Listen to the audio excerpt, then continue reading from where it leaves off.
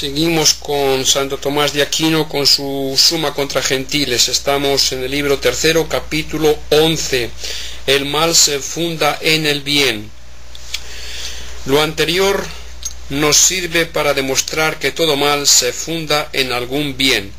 El mal no puede existir de por sí, puesto que no tiene esencia, según demostramos en el capítulo 7. Luego es preciso que esté en algún sujeto, y todo sujeto, como es una sustancia, es cierto bien, como consta por lo dicho en el capítulo anterior. Según esto, todo mal está en algún bien. El mal, según se ve por lo dicho en el capítulo 9, es cierta privación. La privación y la forma privada están en un mismo sujeto. Ahora bien, el sujeto de la forma es un ente en potencia respecto a la forma, que es el bien, pues el acto y la potencia se encuentran en el mismo género. Así pues, la privación, que es el mal, está en algún bien como en su sujeto. Se dice que una cosa es mala porque es nociva. Se llama así porque hace daño al bien, ya que el dañar al mal es un bien, porque la destrucción del mal es buena, y no dañaría al bien hablando formalmente si no estuviera en él, tal como la ceguera daña al hombre cuando se encuentra en él. Luego el mal debe estar en el bien. El mal solo es causado por el bien y solo accidentalmente. Pero todo lo que existe accidentalmente se reduce a lo que existe de por sí. Según esto, siempre ha de estar con el mal causado, que es un efecto accidental del bien, algún bien, que es efecto del bien necesario, sirviéndole de fundamento, porque lo accidental se funda sobre lo sustancial. Y como el bien y el mal son opuestos, y uno de los opuestos no puede ser sujeto del otro porque lo rechaza, a primera vista le parecerá a alguno que no conviene decir que el bien es sujeto del mal. Pero al descubrir la verdad desaparece dicho inconveniente, pues comúnmente decir bien es decir ente, puesto que todo ente en cuanto tal es bueno, según se probó en el capítulo 7, y no hay inconveniente en admitir que un no ente esté en el ente como en su sujeto, porque cualquier privación es un no ente, y sin embargo tiene por sujeto a la sustancia, que es un ente. Ahora bien, el no ente no está en el ente, que es su propio opuesto, como en un sujeto, porque la ceguera no es un no ente universal, sino este no ente, por el cual se quita la vista. No está pues en la vista como en su sujeto, sino en el animal. Igualmente, el mal no está en el bien, que es su opuesto, como en un sujeto, puesto que lo hace desaparecer, sino que está en algún otro bien. Por ejemplo, como la costumbre mala está en el bien de la naturaleza, y el mal de la naturaleza, que es privación de la forma, está en la materia, que como ente en potencia es un bien.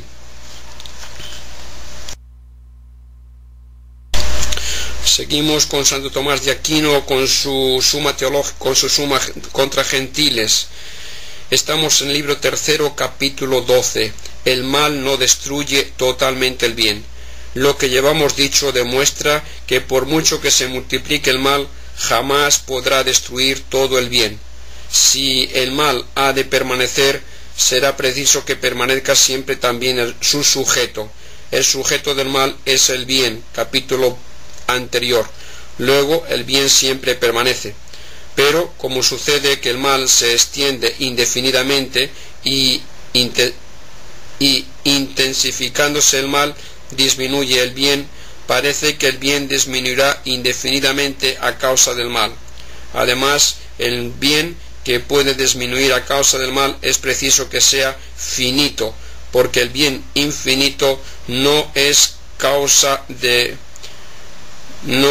no es capaz de mal, según se demostró en el libro primero, capítulo 39. Parece pues que en un momento dado desaparecerá todo el bien a causa del mal, porque si a lo finito se le quita algo innumerables veces, es preciso que alguna vez sea consumido por sustracción. Y no puede decirse, como algunos, que la siguiente sustracción, hecha en la misma proporción que la primera y repitiéndose indefinidamente, no pueda consumir el bien, como sucede con la división de lo continuo, ya que si a una línea de 2 codos le quitamos la mitad y el resto, le volvemos a quitar otra mitad, y así indefinidamente, siempre quedará algo que se pueda dividir. Sin embargo, en este proceso de división, el último residuo siempre será menor en cantidad, pues la mitad del todo que se sustrajo antes es mayor según la cantidad absoluta que la mitad de la mitad, aunque permanezca la misma proporción. Y esto no tiene lugar en la disminución que hace el mal del bien, porque cuanto más disminuido esté el bien por el mal, más débil será, y en consecuencia podrá ser más disminuido por el mal siguiente. Por otra parte, sucede también que el mal siguiente es igual o mayor que el anterior. Luego, con el segundo mal, no siempre se le quitará al bien una cantidad menor, guardando la misma proporción. Por lo tanto, ha de haber otra explicación. Consta, por lo que hemos dicho en el capítulo anterior, que el mal quita totalmente a su opuesto el bien, como la ceguera quita la vista. Sin embargo, es preciso que el bien, que es sujeto del mal, permanezca, porque el sujeto en cuanto tal tiene razón de bien, considerado como potencia ordenada al acto que es impedido por el mal. Así pues, cuanto menos esté en potencia respecto a dicho bien, tanto menos bien será. Ahora bien, el sujeto disminuye su potencia para la forma no por la sola sustracción de una parte del sujeto, ni tampoco por la de una parte de la potencia, sino porque su potencia es impedida por un acto contrario, que no la deja reducirse al acto de la forma. Por ejemplo, un sujeto es tanto menos frío potencialmente cuanto más aumenta el calor en él. En consecuencia, más disminuye el bien por el mal a causa de la adición de un contrario que por la sustracción del mismo bien, lo cual puede aplicarse también a lo que hemos dicho del mal. Pues dijimos en el capítulo 4 que el mal sobreviene al margen de la intención de la gente, que siempre pretende algún bien, siguiéndose de ello la exclusión de algún bien que es opuesto al mal. Luego, cuanto más se multiplica el bien intentado, del cual resulta un mal al margen de la intención de la gente, tanto más disminuye la potencia para el bien contrario, y por esto se dice que el bien es más disminuido por el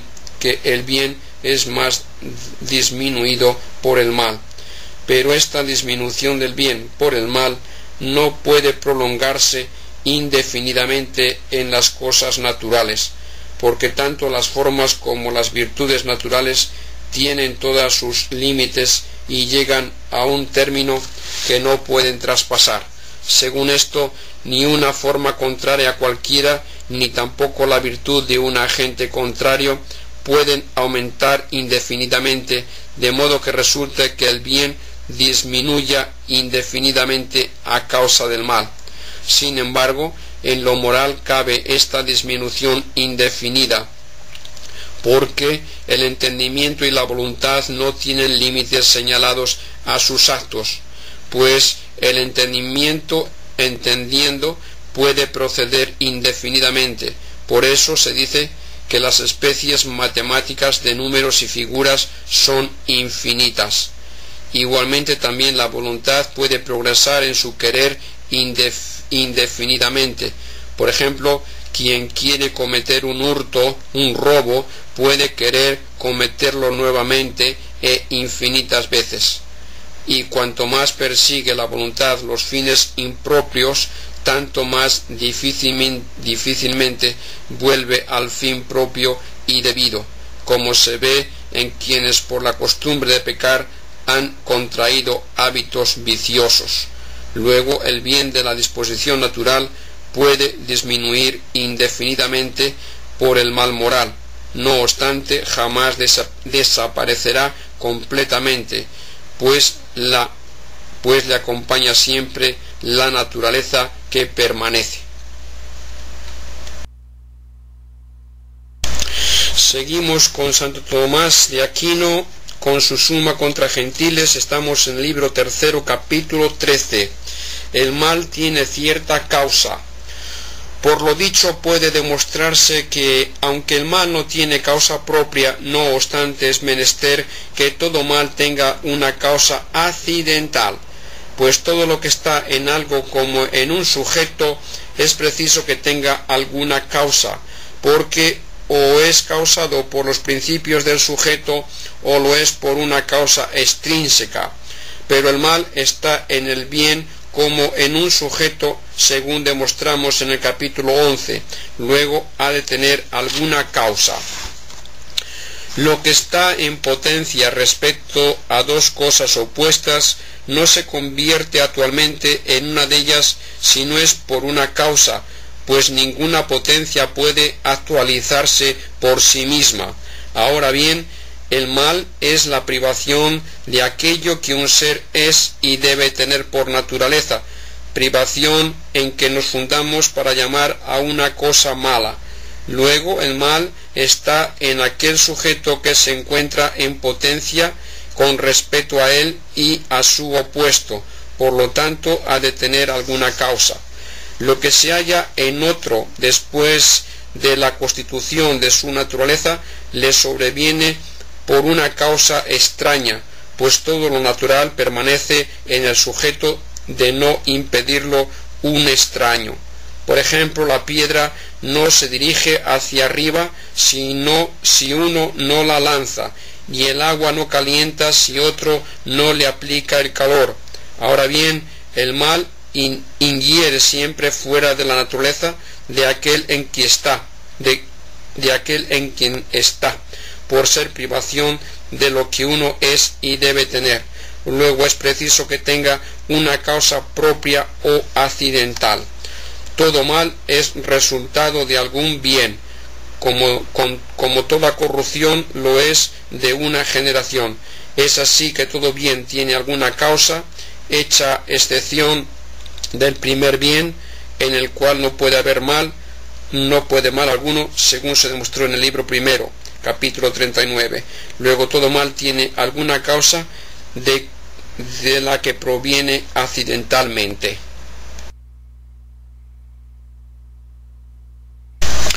Seguimos con Santo Tomás de Aquino, con su Suma contra Gentiles. Estamos en el libro 3, capítulo 14.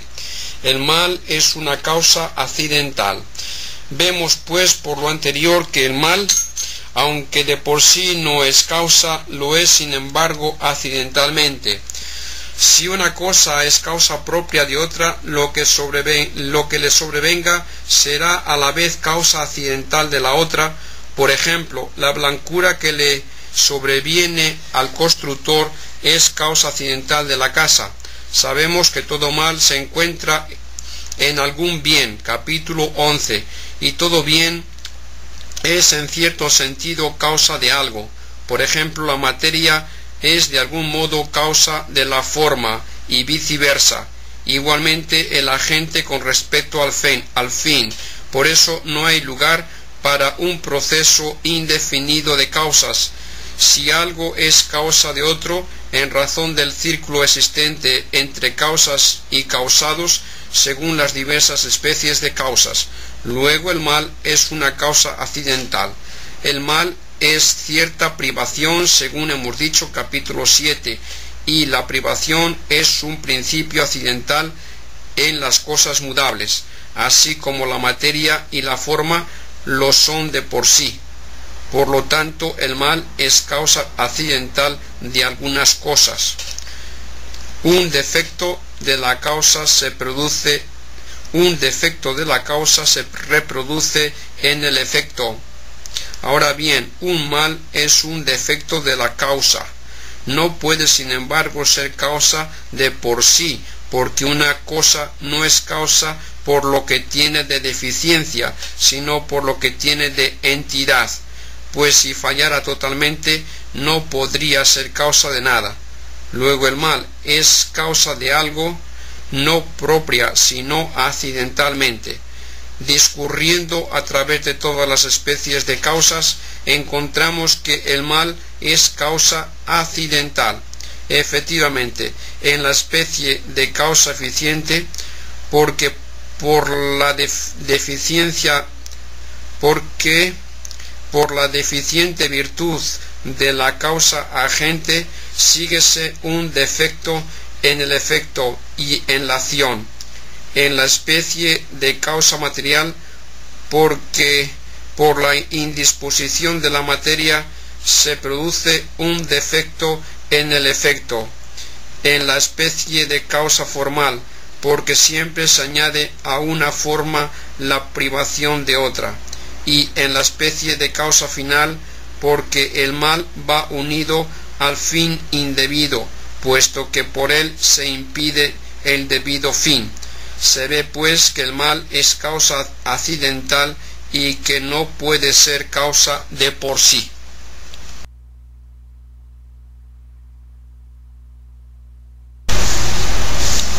Seguimos con Santo Tomás de Aquino con su Suma contra Gentiles. Estamos en el libro tercero, capítulo 15.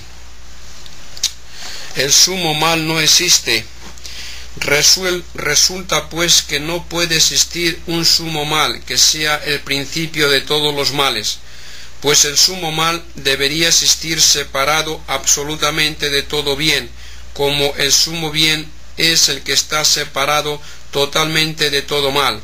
Sin embargo, no puede existir un mal separado absolutamente del bien, pues hemos demostrado en el capítulo 2 que el mal se funda en el bien. Luego el sumo mal no existe. De existir el sumo mal, tendría que ser malo por su propia esencia, como sumo bien es lo que es bueno por su esencia. Y esto es imposible, porque el mal no tiene esencia alguna, según hemos probado en el capítulo 7. Es pues imposible suponer un sumo mal que sea principio de todos los males. Lo que se considera como primer principio no puede ser causado por otro.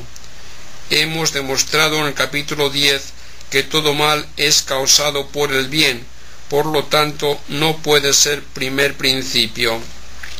El mal solo obra en virtud del bien, según consta por lo dicho en el capítulo 9, pero el primer principio obra por propia virtud. Luego el mal no puede ser el primer principio. Como lo que existe accidentalmente es posterior a lo que existe de por sí, es imposible que lo accidental sea lo primero.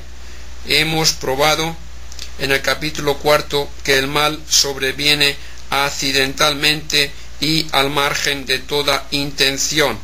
Es pues imposible que el mal sea el primer principio. Todo mal tiene una causa accidental, según probamos en el capítulo 13. El primer principio no tiene causa ni propia ni accidental. Luego el mal no puede ser el primer principio de ningún género. La causa propia es anterior a la accidental. Es así que el mal solo es causa accidental, luego no puede ser el primer principio.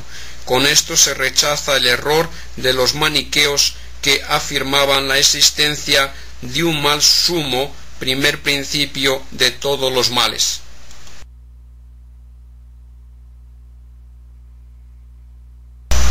Sigamos con la suma teológica, con la suma contra gentiles de Santo Tomás de Aquino. Estamos en el libro tercero, capítulo 71. La divina providencia no excluye totalmente de las cosas el mal. Esto manifiesta que la divina providencia, al gobernar las cosas, no excluye de las mismas la corrupción, ni el defecto, ni el mal. Pues el gobierno divino que Dios ejerce sobre las cosas no excluye la operación de las causas segundas, como ya se demostró en el capítulo 69 y siguientes. Se da el defecto en el efecto de la causa segunda por defecto de la misma, sin que por ello se encuentre en el agente primero, como cuando en el efecto de un artífice que domina perfectamente el arte se da un defecto porque el instrumento es defectuoso, y como le sobreviene la cojera a un hombre cuya fuerza motriz es vigorosa, no por falta de dicha fuerza, sino por tener la pierna encurvada. Luego el hecho de que aparezca algún defecto o algún mal en los seres actuados y gobernados por Dios obedece a que esos agentes secundarios son defectuosos, aunque en él no se dé ningún defecto.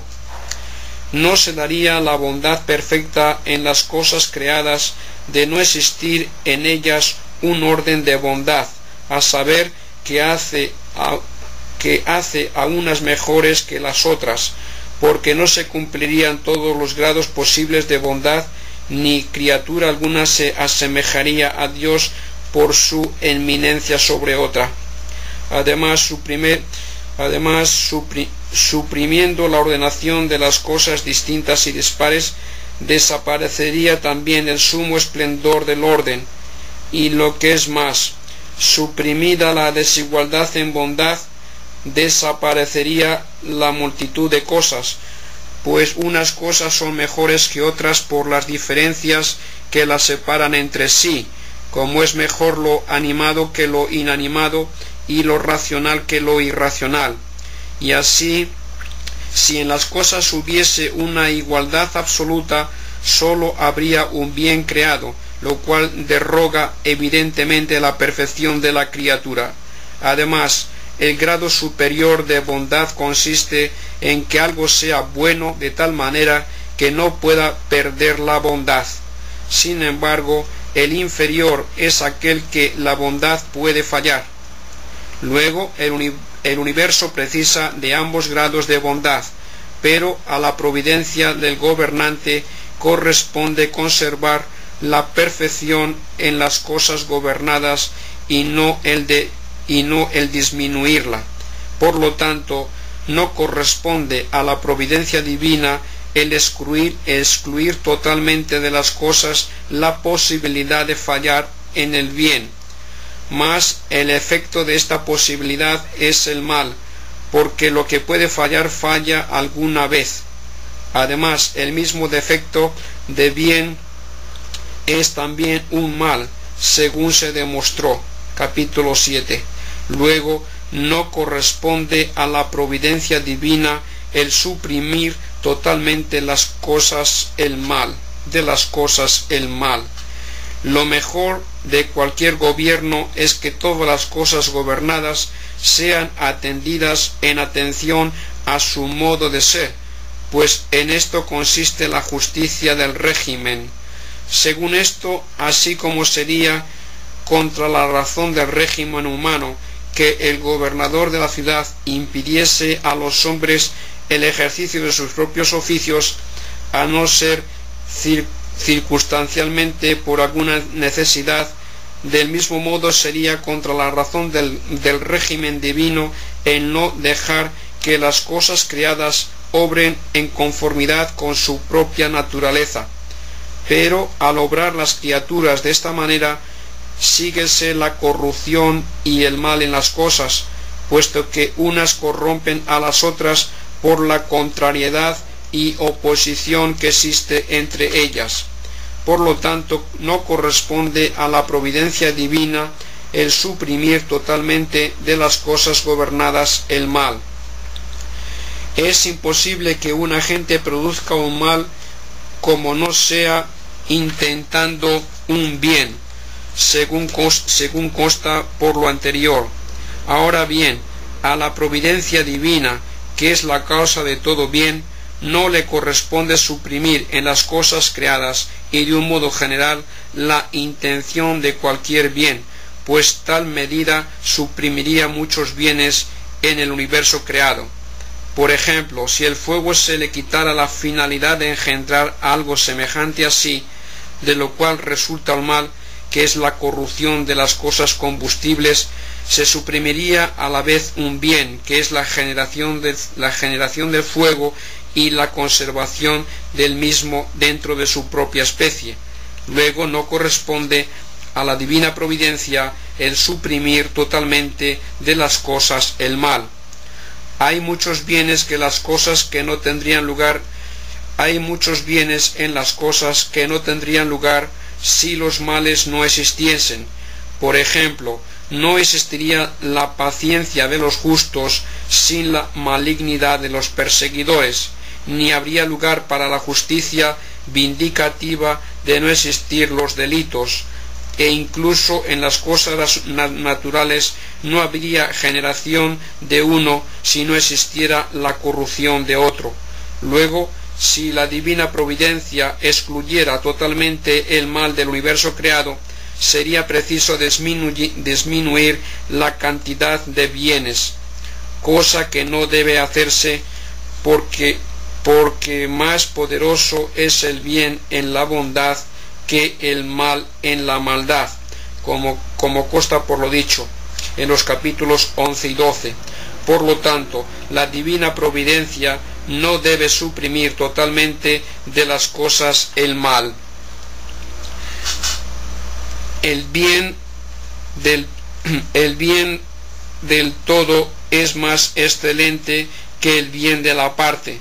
Según esto, corresponde al prudente gobernador descuidar algún defecto parcial para aumentar en consecuencia la bondad del todo, tal como el artífice esconde bajo tierra los cimientos para dar estabilidad a la casa.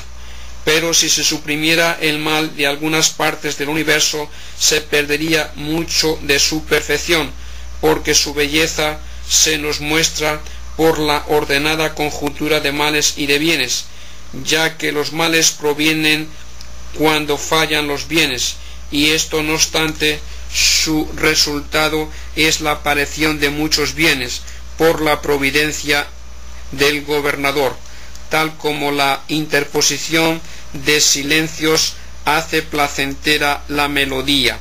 Por lo tanto, la divina providencia no debió excluir el mal de las cosas.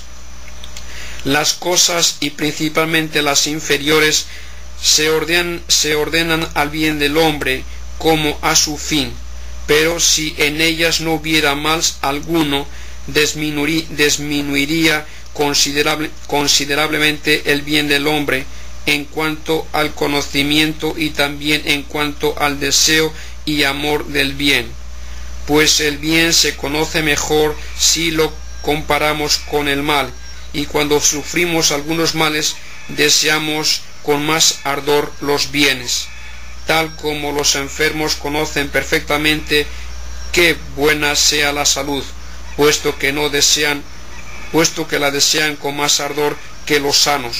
Luego no corresponde a la divina providencia suprimir totalmente de las cosas el mal. Por esto se dice en Isaías: el que hace la paz y crea el mal, y en Amós: no hay mal en la ciudad que no lo haga Dios.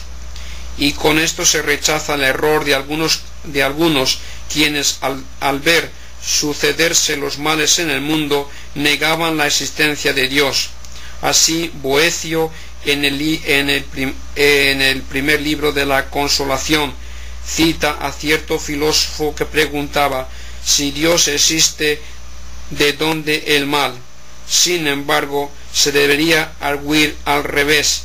Si el mal existe, Dios existe, pues el mal no existiría si desapareciese el orden del bien, cuya privación es el mal, y tal orden no existiría si Dios no existiera. Y con lo expuesto, no se les ofrece ocasión de errar a aquellos que negaban que la providencia divina se extienda hasta las cosas corruptibles, porque veían que a tales cosas les sobrevienen muchos males, y decían que a la providencia divina sólo están sujetas las cosas incorruptibles, en las cuales ni hay defecto ni se encuentra mal alguno. Y se evita también la oportunidad de errar a los maniqueos, quienes pusieron dos principales agentes, uno bueno y otro malo, como si el mal no pudiera tener cabida bajo la providencia del Dios bueno. Y al mismo tiempo se soluciona la duda de algunos, a saber, ¿las acciones malas proceden acaso de Dios? Porque habiendo declarado, capítulo 66 siguientes, que todo agente produce su acción en cuanto que obra por virtud divina, y por esto Dios es causa de todos los efectos y acciones, y además que el mal y el defecto ocurren en las cosas gobernadas por la divina providencia, dada la condición de las causas segundas en las cuales cabe defecto, es evidente en consecuencia que las acciones malas, en cuanto deficientes, no proceden de Dios, sino de sus causas próximas que fallan. Sin embargo, en cuanto a lo que tienen de actividad y de entidad, es preciso que procedan de Dios, tal como la cojera, que en lo que tiene de movimiento procede de la fuerza motriz, mas en lo que tiene de defectuoso procede de la encorvadura de la pierna.